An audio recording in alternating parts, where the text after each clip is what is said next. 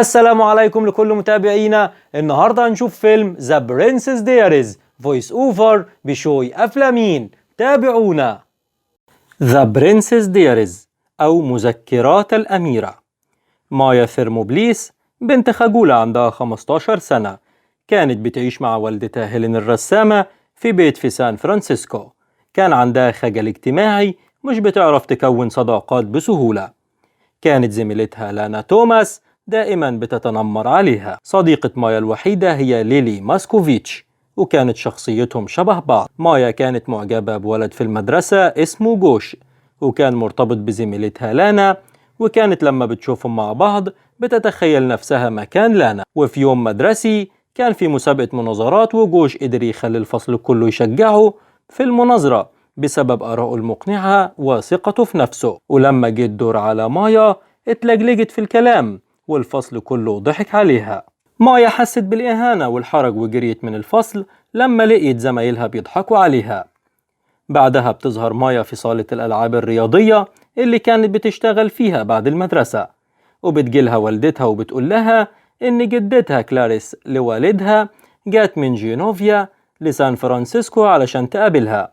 مايا استغربت من طلب المقابلة دي لأنها أصلا ما كانتش بتتصل بيهم. تاني يوم بعد المدرسة راحت على عنوان جدتها اللي كان عبارة عن قصر كبير، وفي خدم رحب بيها لحد ما جدتها كلاريس رينالدي وصلت. مايا بتتصدم لما بتعرف إن جدتها ملكة، وهنا جدتها بتديها سلسلة شعار النبالة لجينوفيا، وقالت لها إنها كانت سلسلتها لما كانت في سنها. بيقعدوا في الجنينة وبتفسر لها الملكة عن سبب طلب مقابلتها، فأخبرتها إن والدها هو ولي عهد جينوفيا، وبوفاته أصبحت هي ولي العهد لجينوفيا. في الأول افتكرت إن ده هزار، لكن بعد كده أيقنت إن ده صحيح. طلبت منها جدتها الانتقال إلى جينوفيا وإنها تغير من نفسها كأميرة لعرش جينوفيا، ولكنها اتصدمت من كمية المعلومات اللي عرفتها فجريت بسرعة على البيت. وصلت البيت واتخانقت مع والدتها لأنها كذبت عليها وخبت عليها إنهم من عائلة ملكية وإنها أميرة.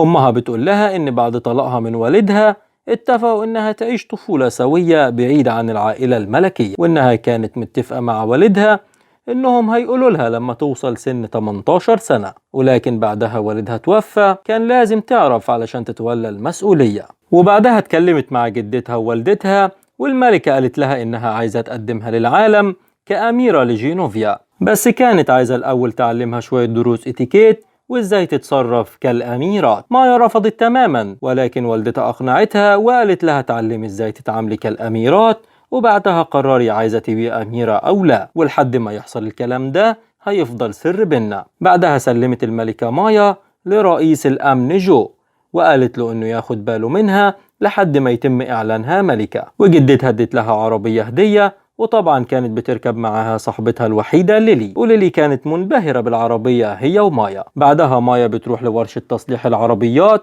علشان تشوف عربيتها القديمة اللي كانت عايزة $400 علشان تتصلح، فمايا بتمشي وتسيب العربية. مايكل أخو ليلي اللي كان شغال في ورشة التصليح كان معجب بمايا جدا، وهي ما كانتش واخدة بالها منه خالص. بعدها ابتدت مايا دروس الاتيكيت، ولكن الملكة ما عجبهاش مظهر مايا، وقالت للمساعدة بتاعتها على كل حاجة عايزاها تتغير في مظهر مايا، وكمان تعلم مايا طريقة مشي الأميرات وفرد ظهرها، وكان تعليمها صعب جدا، فكانت كلاريس جدتها بتضطر تربطها في الكرسي علشان تتعلم تفضل فرد ظهرها وهي بتاكل قدام أي حد، وكمان تعلمها الرقص الملكي، وكانت فاشلة في كل الدروس بتاعتها. وعانت الملكة معاها، فاستعانت بواحد اسمه باولو علشان يغير من ستايل مايا هو والمساعدين اللي معاه. بدأ باولو في التغيير في شكل مايا ويهتموا ببشرتها لدرجة انه كسر كمان نظارتها وخلاها تلبس لينسز مكانها. بعد ما خلصوا، الملكة انبهرت بجمال ولوك مايا وطلبت من مايا ان الكلام ده يفضل سر بينهم. تاني يوم راحت مايا لبيت ليلي علشان توصلها معاها المدرسة، ومايكل اخو ليلي شاف النيو لوك بتاعها وكان مبهور جدا بجمالها، لكن ليلي ما كانتش مبسوطة بالتغيير ده لانها كانت شايفة ان مايا بتتحول لشخصية سيئة، وبتخلي مايا تلبس برنيطة وحشة علشان تداري بيها شعرها. وبعدين هتحصل بينهم مشادة كلامية، وده لأن ليلي كانت حاسة إن مايا هتبعد عنها وهتسيبها في يوم من الأيام. مايا ما كانتش عارفة ترد على صاحبتها، فقررت إنها تقول لليلي على السر، وليلي اقتنعت بكلامها ووافقت إن ده يكون سر ما بينهم. بعدها في الفصل لانا بتتنمر على طاقية مايا، فمايا بتستجيب للانا وبتشيل البرنيطة، وظهر شعرها اللي كلهم انبهروا بيه. اتقابلت مايا مع مايكل ودعاها علشان تحضر حفلة موسيقية هو هيعزف فيها، لأنه كان بيحب الموسيقى جدا وكان عايزها تشوفه وهو بيعزف.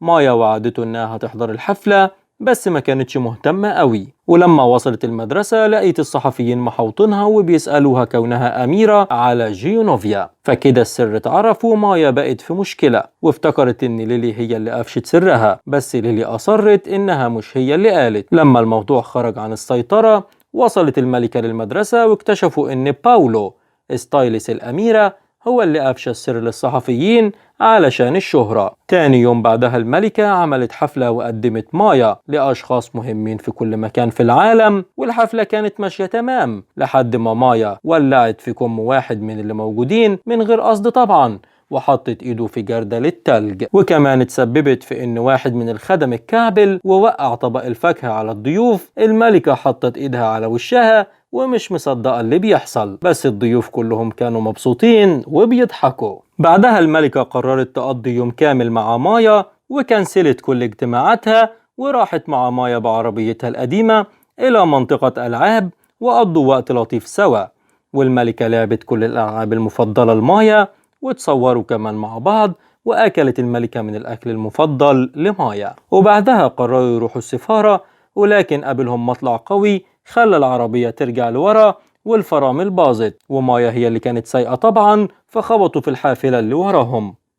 أصر الشرطي على أخذ مايا للقسم لأن مش معاها رخصة، فنزلت الملكة وقالت للشرطي إنها ما عندهاش مشكلة خالص في إنه ياخد حفيدتها، وإنها مبسوطة بإخلاصه وإصراره على تنفيذ القانون وبتفكر تكافئه كمان. لكن الشرطي بيتحرج من ذوقها وبيقول لها إنه ممكن يتغاضى عن الحادث المرة دي وبيوصلهم للسفارة بنفسه.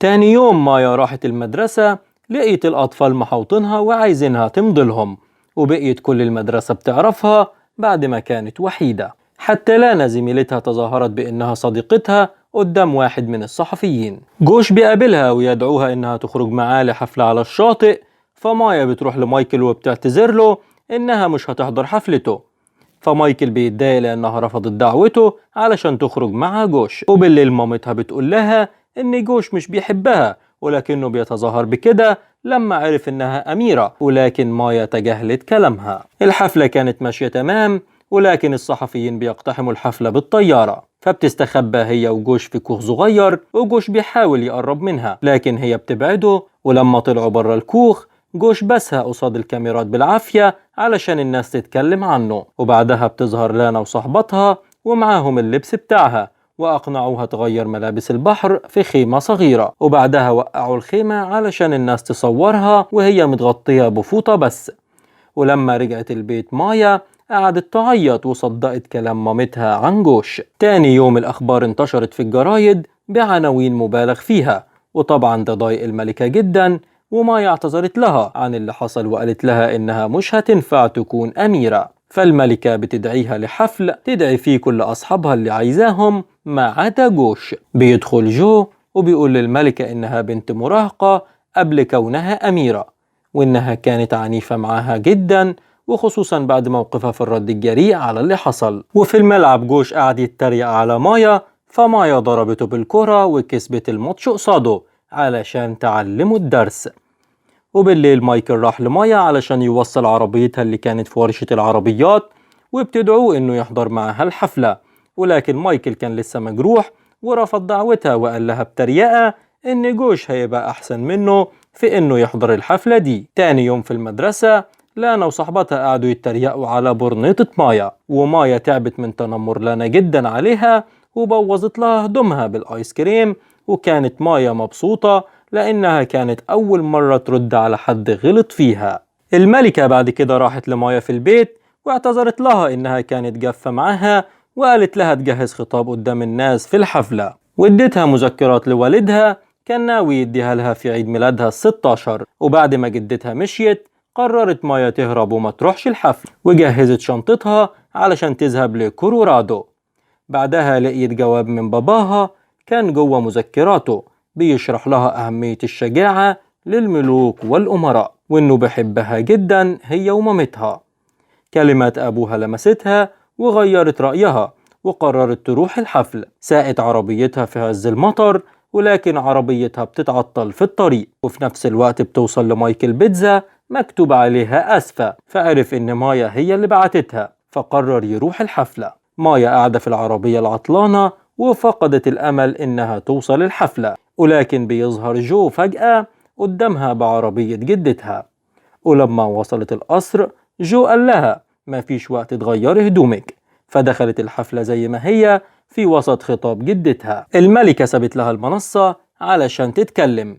اتلجلجت مايا زي عادتها في الأول، ولكن بعد كده افتكرت كلام والدها عن الشجاعة، وقالت كلام مؤثر أثر في كل الموجودين. في آخر كلماتها أعلنت إنها أميرة جينوفيا، وبعدها لبستها الملكة التاج. غيرت مايا هدومها ولبست فستان جميل جدا، ودورت على مايكل علشان ترقص معاه، وقالت له إنه هو الوحيد اللي كان شايفها. وبيخرجوا بعدها للجنينة، وبيعترف لها كمان هو بحبه. وبعدها ظهرت مايا في طيارة لجينوفيا علشان تتولى العرش وتعيش في قصر الملك بجينوفيا، وكان دايما مايكل وليلي بيزوروها في القصر الكبير.